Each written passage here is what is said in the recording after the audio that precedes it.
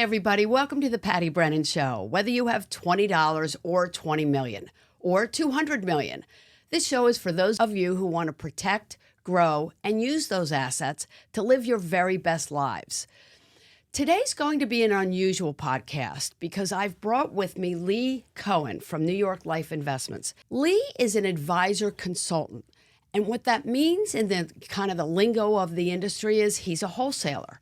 So what I'd like to do, Lee, if it's okay with you, is because we have so many financial advisors who listen to the show, and also a lot of clients and people who may not be in the industry, how about you and I talk about what does a wholesaler do and what is the difference from your perspective, what an advisor consultant does? Absolutely. It's an exciting question because I think the financial services industry knows us as wholesalers, right?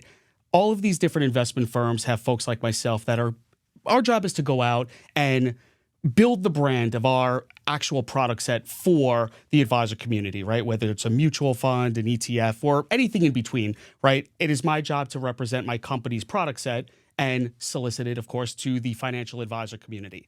Now, our firm, we go by advisor consultants because I think it's important to understand that from a sales perspective, I don't like to put a product in somebody's face. I really want to be consultative. I want to get to know the advisor, get to know the process, the needs of the clients, and your individual goals and objectives for the firm. So by me operating as an advisor consultant, I usually ask a lot more questions than I do selling as an example, which I think helps both my job to be able to help you and then for your purposes, help your clients to fit their needs and objectives. 100%. And that is exactly what you have done. You know, folks, for those of you who are listening and watching, we get calls from wholesalers all day long, every day. I go to conferences and I got to tell you, they're all out there and they kind of know us and we're a very large firm and everybody wants to come into our office and go, you know, rant, aren't we great? Recommend us to your clients.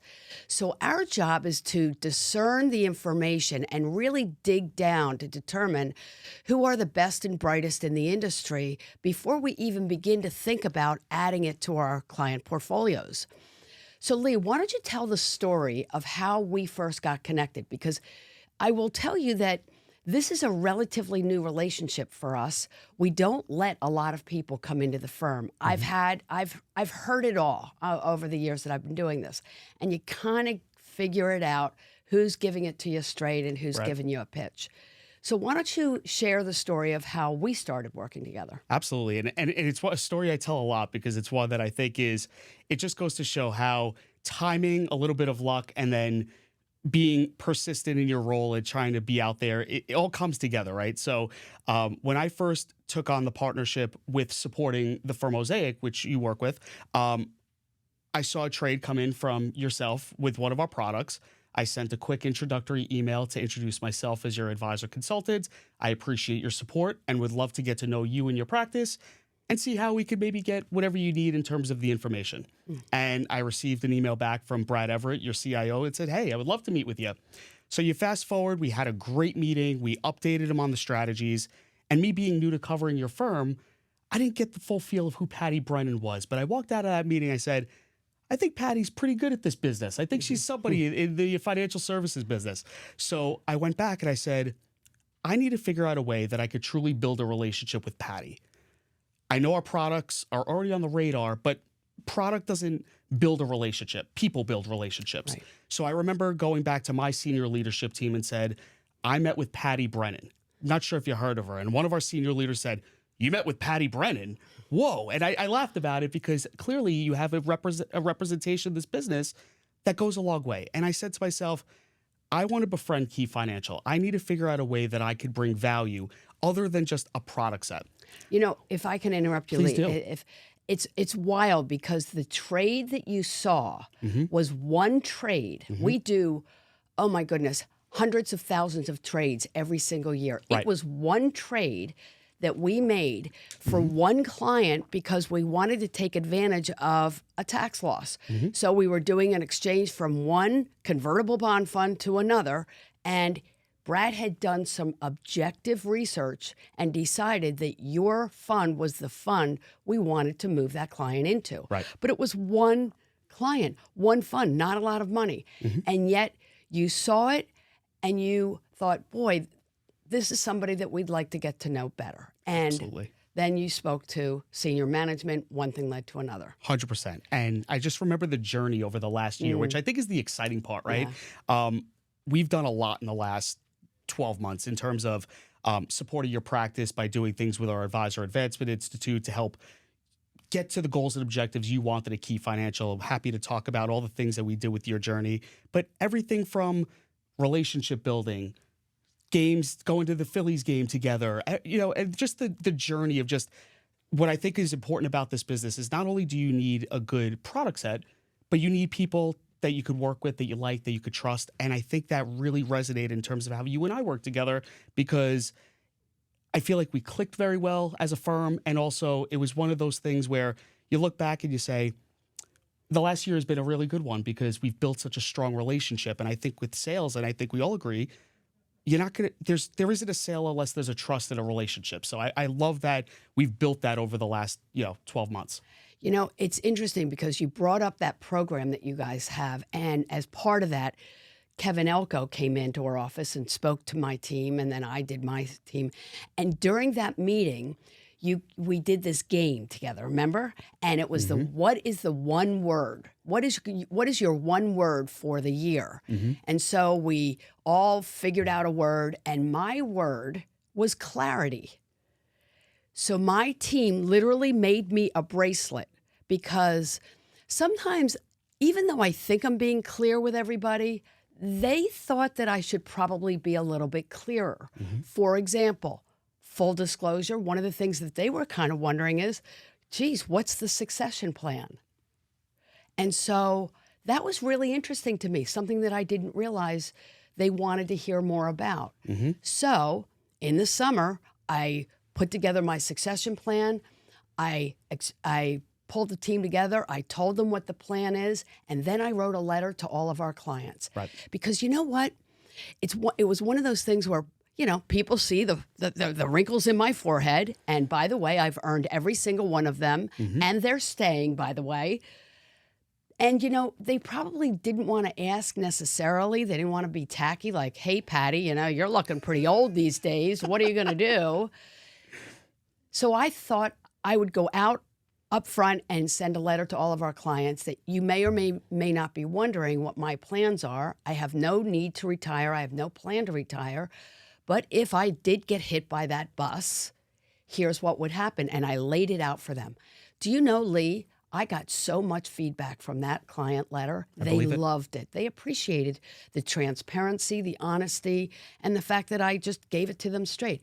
I was clear. And so that word of the year, clarity, that I wear on my wrist now, came from that meeting that New York Life Investments did for us. I love it. And you're not the only person that's worried about just the clarity of the business, right? And succession planning alone. I mean, I think that's one of the biggest things that we see in financial services is if you look back 30 years ago and you took the average age of an advisor 30 years ago and you look at the average age now, it's a very similar age, right? Because it's a very tough business, and a lot of the same faces stay in this business for so long. So I think as clients get older, as their children get older, they say, well, what is our succession plan with our money, right? So we're in the same boat where we want to try to talk to advisors.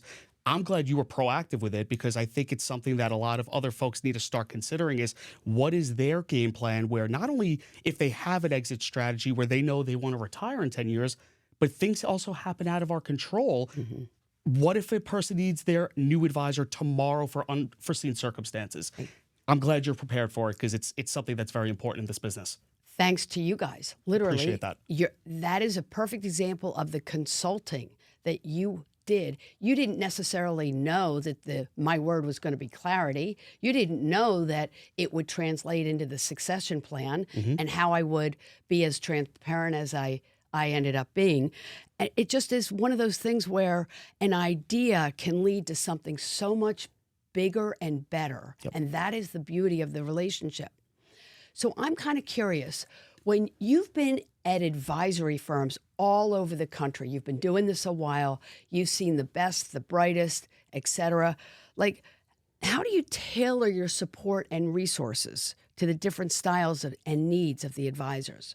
Because, I mean, honestly, I've got a very deep bench, right? I mean, we've got lots of diversity, the typical gender diversity and racial diversity, but we have here something that a lot of firms don't have. And it's just something that has happened. We have generational diversity. Right? Which is, and it's just kind of worked out. So you've got me and a couple others who are kind of the senior leaders, and then you've got the 40-year-olds, Sure. a whole bank of them, 6 or 7 40-year-olds, and then we've got the 30-year-olds. The 40-year-olds are mentoring the 30-year-olds, the 30-year-olds are mentoring the 20-year-olds, and then we backfill for capacity. So it's just worked out really well that way. That's Key Financial. What about other firms? I think that, for whatever it's worth, because I do go to conferences and I'm up on stages a lot. Sure. And typically, I hear, at least, and you know better, that is very unusual. Unusual is the perfect word because it is not the industry norm. And I think a lot of advisors are realizing that the sole practitioners that used to be the industry standard is not the new norm. And the new norm is partner practices at a minimum, 2 or 3 advisors that come together, not only just to share their book of business, but as you said, to support their clients, right? If an advisor's on vacation with their family and there's a need of a client, when you're a sole practitioner, that makes it a little bit hard to service your clients. So advisors are realizing at a minimum, partnership within just multiple advisors within a firm have become more of the norm. But like you said, you have a deep bench. You have people that have different roles and expertise, which really makes your firm thrive.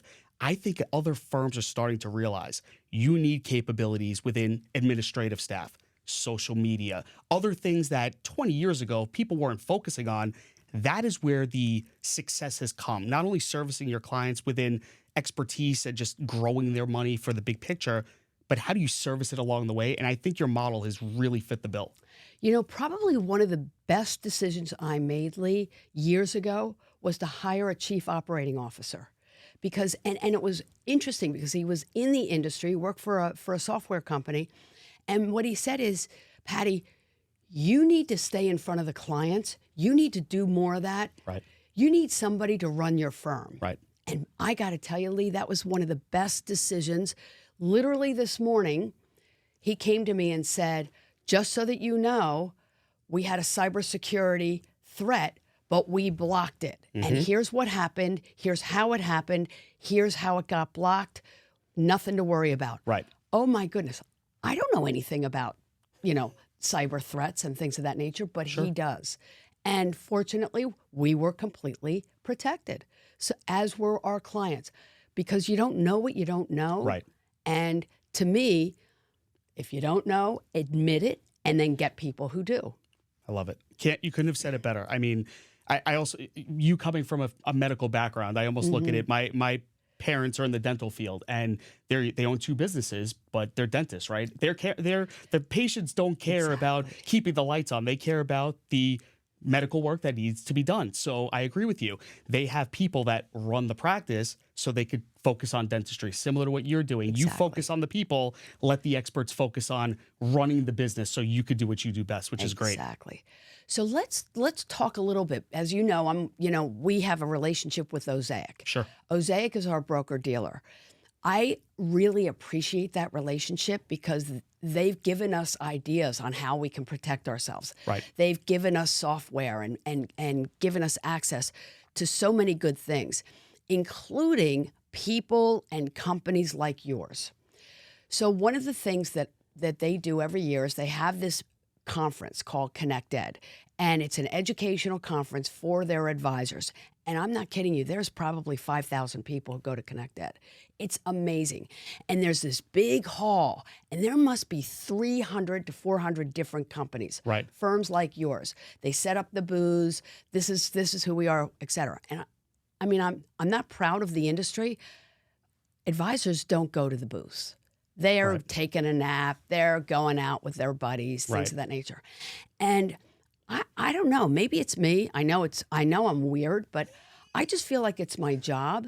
I go to all the booths. I go to every single one, whether we work with that company or not, and I say, okay, we do or we don't work with you. Right. Tell me why we should.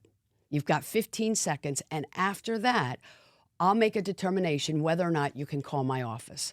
Please do not bother and call my office if it's not going to be a good fit. Sure. It's a waste of your time, and it's a waste of my team's time. Right.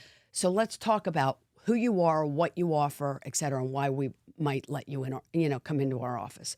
And I have found that so effective. I think that people really appreciate it. They know I'm genuine. That's my job. I feel like that's our job because, I think clients really count on us to understand what's out there, Right. and not just always, use our typical stuff that we've always used, right? What else is available? Sure. And that's how Brad found you, because we're objective. Mm-hmm. He found your convertible bond fund, and he implemented it in for one of our clients. So. Right. So I guess from your perspective, now I've told you my perspective. Sure. From your perspective, what makes a great wholesaler-advisor relationship? Yeah, I think there's three things that I'm really cognizant of in terms of just relationships in general, but this business, right? I think it's fair to say that the advisor community are some of the most wholesale people on the planet, right? Other than product-specific people like myself, but platforms and things at your home office, right? Yes. You probably get 6,000 calls a day, hence Yep. why you need the gatekeeper Yes. to be able to keep your time to spend with the clients. But I think the first thing is relationship, right? Because if you don't work with somebody you trust, you like, and you can rely on, that's half the battle. I mean, realistically, people have great products and great ideas across every industry, but reliability and trust, I think, is very, very important about this business. Secondly, I think it's really important to understand that communication is really important about this business. The world moves, the market moves. Accessibility is going to be something that I pride myself in, because if something isn't working out in favor or an advisor needs something for the benefit or the need of their client, I need to be getting back to make sure that you have everything you need. Last but not least, we have to make this fun, right? Yeah. This still is a fun business in the sense of building relationships. You're building relationships with clients. I'm building relationships with advisors. And then I think when you put those three together, when the products can come to light, that's what I think once you built the trust, you show that you're there, you communicate, you're reliable. Now the guard comes down and we have the ability to say, what are some things you offer and how can they benefit my clients? I think once that comes together, that's what makes a really strong relationship between wholesalers and advisors. A perfect example of that is we had a client event this year. We had, 400 clients at Right. this event.